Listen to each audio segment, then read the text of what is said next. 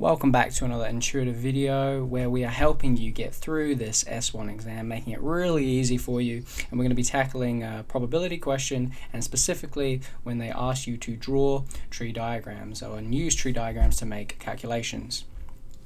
And so you've got all these questions from past papers where they ask you to draw a tree diagram and then make calculations from it. Usually what they like to do is they ask you to draw the tree diagram to represent the information that they give you, and then they like to ask you a conditional probability. So you have to use this formula of probability of A given B.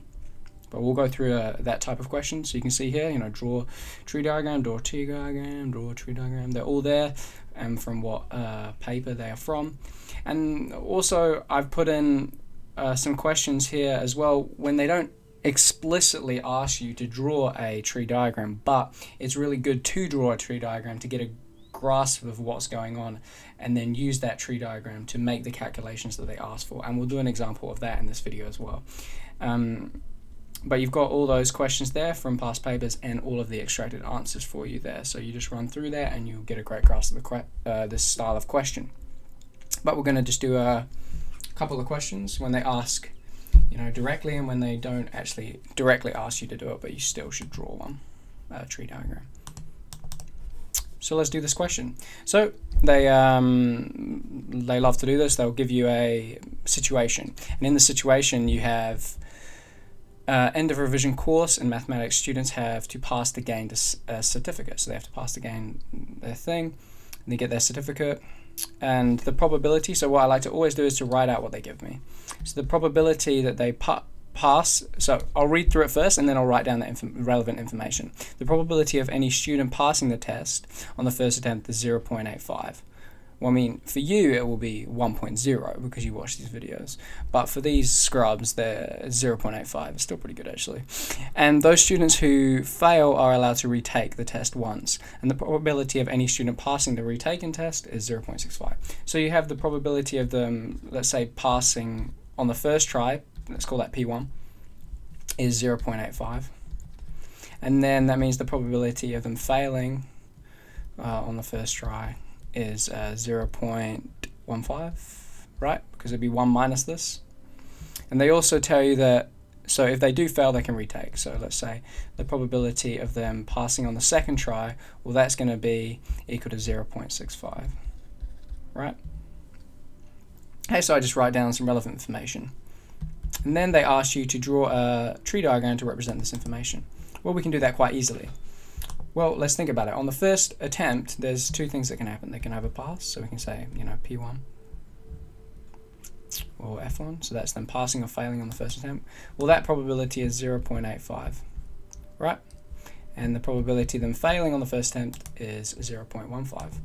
And then, so the kids that fail, the people that don't watch intuitive, they can then pass on the second try, so P2, and the probability of that occurring is 0.65, and that means that the probability of them failing on the second try, we can call that F2, is going to be 0.35, right? 1 minus this. Cool, so that's that. Simple, right? Just draw the tree diagram. And then it says, given that a student gains the certificate, find the probability that a student fails the test on the first attempt. So it wants us to find the probability that the student fails the test on the first attempt, so that's F1, given that they gain the certificate, which means, okay, I'll just call it, for them to gain the certificate, they have to pass overall, right? So we can say given that they pass, right? And from the equation here, which I recommend you go away and understand, but it's just, this is the probability of A given B. And so you can just plug this in. So it'd be, you want to find the probability of them both occurring, so they both fail on the first attempt and then pass, and also the probability that they just pass overall. Okay, so the probability they pass overall, which is the probability that they gain the certificate. Well, what are the ways that that can happen? Well, it can happen if they just take the test and straight up just pass. So that's the probability of P1 occurring. Or, plus, it's the probability that they fail on the first attempt and then pass. So that'd be the probability of F1 occurring and then passing on the second attempt.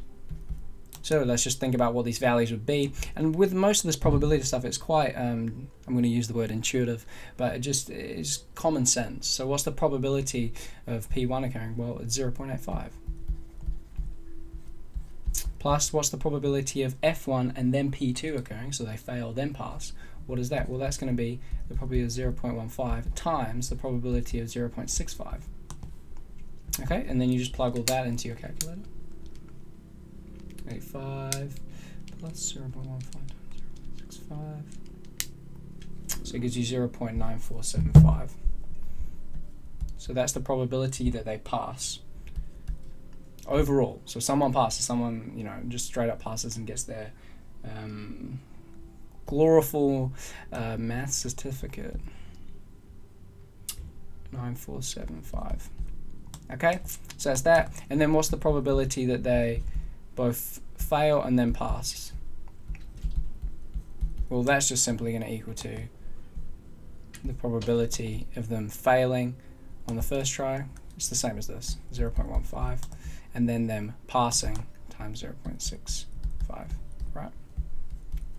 So 0.15 times 0.65, 0.0975, 0.0975.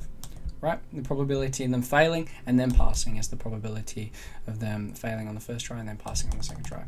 Okay, now that we've calculated all of that, we can actually find this value here, which was what we wanted. Well, it's just going to be this 0.9475 divided by 0.0975. You put all that into your calculator. You will get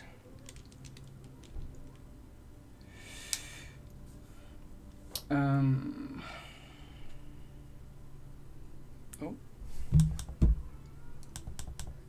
did it the wrong way around. So it's this, right, over that. 0.0975 and 0.9475. And I knew I made a mistake there because I got a value greater than 1. And that can't be happening in probability, you know? That's just the rules, man. That's the rules, the mathematical rules. 0.103. Cool. So that's your answer. And you'll see on the worksheet that they ask this all the time. Cool, and then I thought I'd do another one here. Look, and in this one they don't actually directly ask you to draw a probability tree diagram, but you should, because it really helps. So when Shauna goes to college, she either catches the bus with a probability of 0.8 or she cycles with a probability of 0.2. So the probability when she goes to college, she catches the bus, well, that is 0.8. And then the probability she cycles is equal to 0.2, right? So that means, look, they sum up to 1, so that means she either catches the bus or she cycles. That's all she does. She don't do anything else. She don't fly to college. If she catches the bus, the probability that she is late is 0.4. So if she catches the bus, the probability that she's late, we'll just call it L, that equals 0.4. And if she cycles, the probability that she's late is X. So the probability that she's late if she cycles, well, that equals X. And the probability that Shauna is not late, so the probability that Shauna is not late for college, we can call it L dash. That means the probability that she's not late for college on any randomly chosen day, that's 0.63. And you want you to find the value of X. Well, what I'd immediately do here is I'd draw a tree diagram to help me visualize the situation. So she either catches the bus or she cycles. And you don't have to do that, but I just recommend it. For me, it's easier. So she either catches the bus or she cycles, and then she's either late or she's not late. The probability that she's late if she catches the bus, well, this is 0.4. And the probability that she's not late, well, that's going to be 0.6. And then if she cycles, she can either be late or not late. And that the probability that she cycles and then she's late, well, that's X. And that means that cycles and not late, well, that'd be 1 minus X. Cool. So we have like a visual representation of what's going on. Now we can think about how to calculate X. Well, we're given this. So the probability that she's not late, so overall that she's not late, We can call it this if it makes it easier for you.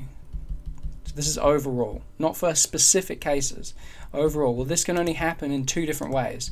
It's the probability that she catches the bus and then she's not late, or, so plus the probability that she cycles, so C, and then she's not late.